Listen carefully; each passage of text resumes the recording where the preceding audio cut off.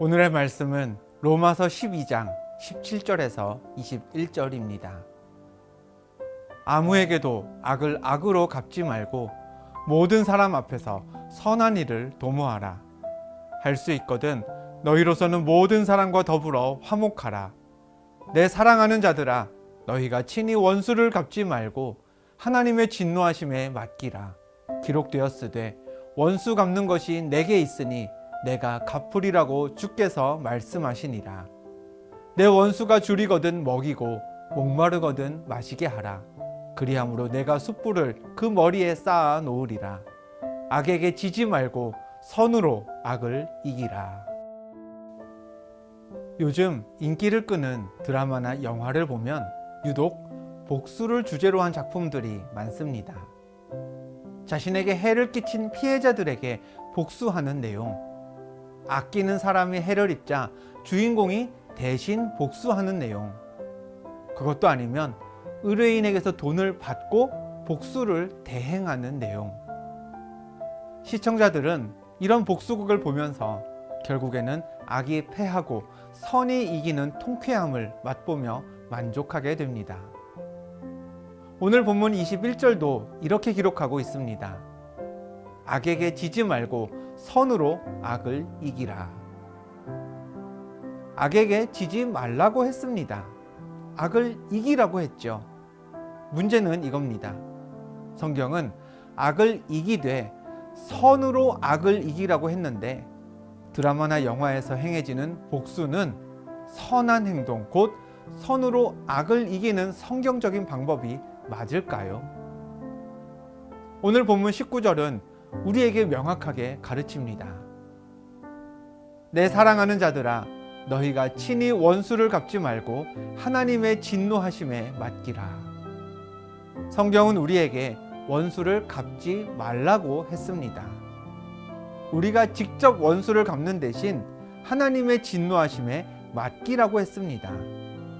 억울한 일을 당했을 때, 부당한 대우를 받았을 때 우리는 우리 편이 되어줄 사람들을 향해 이렇게 말합니다.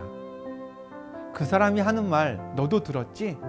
내가 화날만 하겠어, 안 하겠어?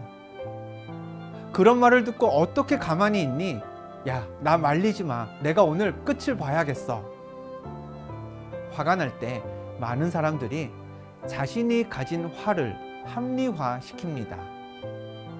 이런 상황에서는 나뿐 아니라 누구라도 화를 내는 게 당연하다고 생각하고요. 또 그렇게 이야기합니다.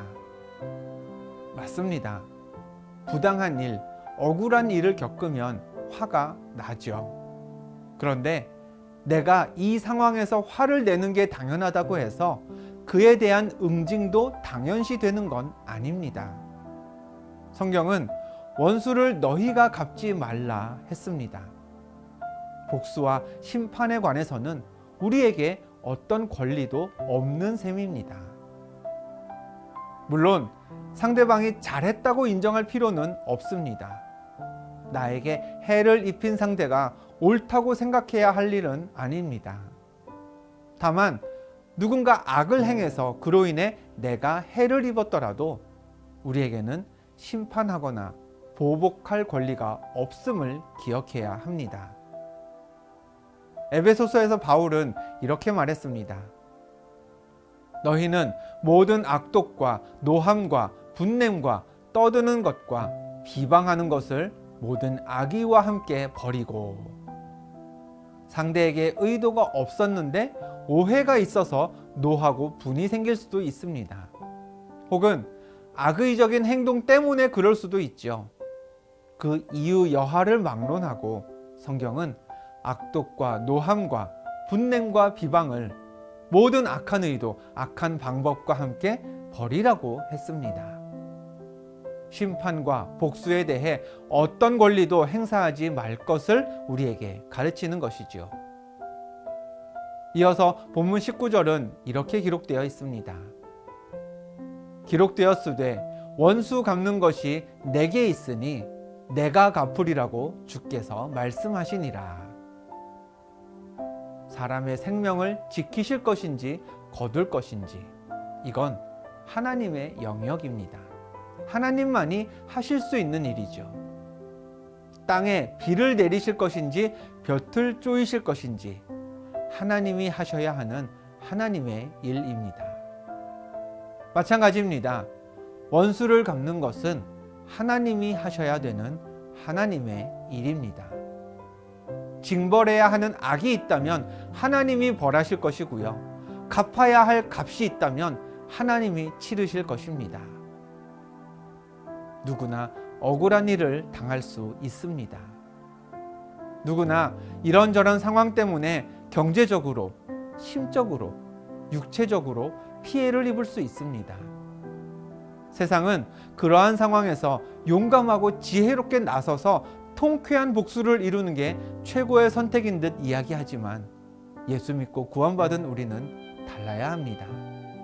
첫째, 우리에게는 복수에 관한 어떠한 권리도 없음을 기억해야 합니다. 피해가 적으면 참고 피해를 많이 입었으면 복수해도 되는 게 아닙니다.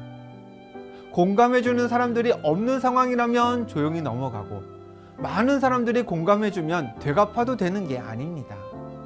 우리에게는 원수를 갚아도 되는 권리란 애초부터 없었습니다. 그럼 그 권리는 누가 갖고 계신가요? 하나님의 자녀인 우리가 기억해야 할 두 번째, 원수를 갚는 것은 하나님의 영역입니다. 악을 행한 자에게 마땅한 값을 치르게 하시는 것은 하나님만이 하실 수 있는 하나님의 일인 것입니다. 축구는 한 팀당 11명, 즉 양팀 통틀어서 22명의 선수들이 경기장 안을 누비며 이루어지는 경기입니다.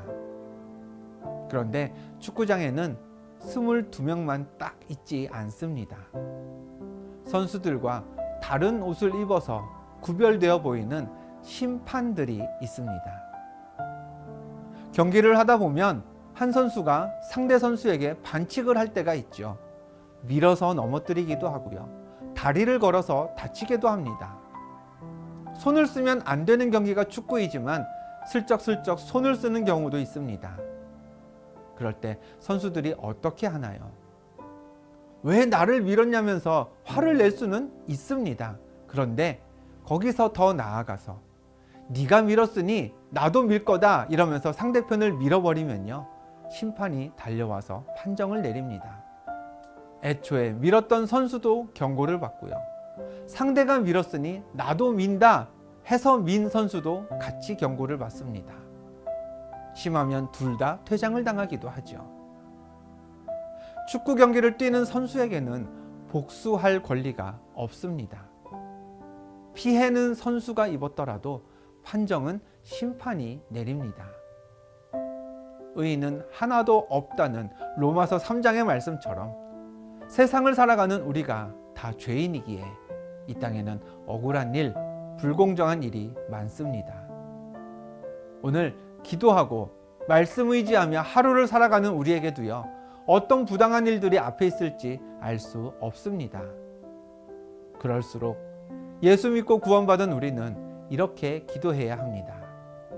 하나님, 복수와 심판의 권리는 나에게 없음을 기억하게 하옵소서.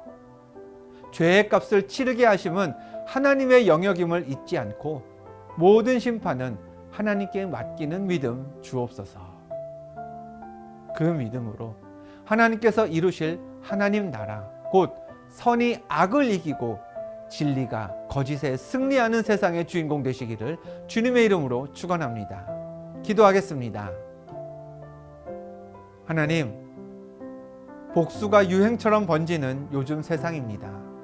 그러나 어떤 피해를 입었든지 우리에게는 복수할 권리가 없음을 기억하게 하옵소서. 사람의 행동과 죄를 판단하고 벌할 권리는 오직 하나님께만 있음을 믿고 심판자 되신 하나님을 신뢰하며 살게 하옵소서. 예수 그리스도의 이름으로 기도하옵나이다. 아멘.